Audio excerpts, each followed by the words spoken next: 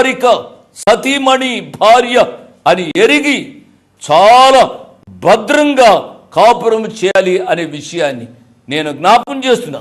ఈ దినాల్లో సాతానుడు కుటుంబ వ్యవస్థను, సంఘ వ్యవస్థను పాడు చేస్తూ ఉన్నాడు. ఈ సత్యాన్ని గ్రహించి చాలా జాగ్రత్తగా జీవించాలి. Is church still needed? సంఘము ఈ రోజుల్లో ఇంకా అవసరం.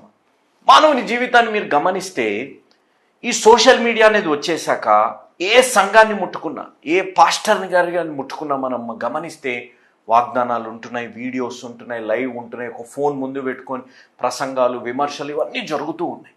కానీ ఒక్కసారి మనం కొంచెం లోతుగా మనం ధ్యానిస్తే, ఒక్కసారి మీరు ఆలోచించండి.